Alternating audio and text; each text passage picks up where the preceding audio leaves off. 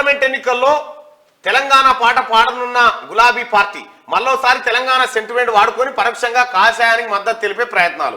తెలంగాణ బలం, తెలంగాణ గలం, తెలంగాణ దళం పార్లమెంట్ లో ఉండాలని కొత్త నినాదం. మరి మనది బీఆర్ఎస్ అంటారు గారు, మనది భారత రాష్ట్ర సమితి అంటే మళ్ళీ దిగిర్రా. తెలంగాణ పేరే లేకుండా తెలంగాణ పేరునే లేకుండా చేతి పార్టీ పేర్లకి ఇప్పుడు మళ్ళా తెలంగాణ పదవులు కావాల్సి వచ్చినప్పుడు జై తెలంగాణ, పదవులు రాగానే ఎక్కడ తెలంగాణ, మొత్తం భారత్ మనది ఇంటర్నేషనల్ అని చెప్తారు. తెలంగాణ ఆత్మగౌరవం, తెలంగాణ ఇది ఇటుంటాయి లెక్కలు. తెలంగాణ బలము, తెలంగాణ గలము, తెలంగాణ దళం పార్లమెంట్ లో ఉండాలని కొత్త నినాదం ఎత్తుకోనట. వీళ్ళంతా తెలంగాణలు కాదా యువతలు?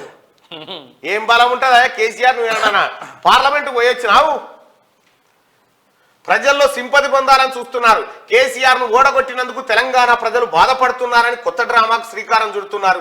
శతకోటి దరిద్రాలకు అనంత కోటి ఉపాయాలు అన్నట్టు బీఆర్ఎస్ పార్టీ పైన తీవ్రమైన వ్యతిరేకతతో ఉన్న జనాల్ని మళ్లీ మచ్చిక చేసుకునే ఉపాయం చేస్తున్నారు. సంకనాకే వాడిని సంభావన అడిగితే పొర్లించి మూతులు నాకాడట.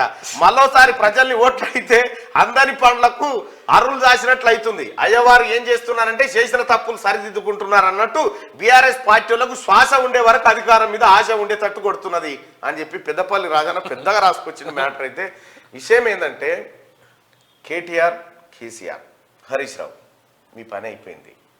మీరేదో మీరు మీ నాయన మీ బావ మీ ముగ్గురే తెలంగాణలో అయినట్టుగా యువతలో తెలంగాణ ప్రజలు కానట్టుగా ఈ డ్రామాలు బంద్ చేయి. అర్థమైందా?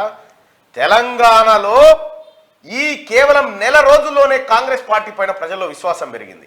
కాంగ్రెస్ పార్టీ మాట ఇస్తే అమలు చేస్తుందనే విశ్వాసం వచ్చింది. అది జీర్ణించుకోలేకపోతుర్లే.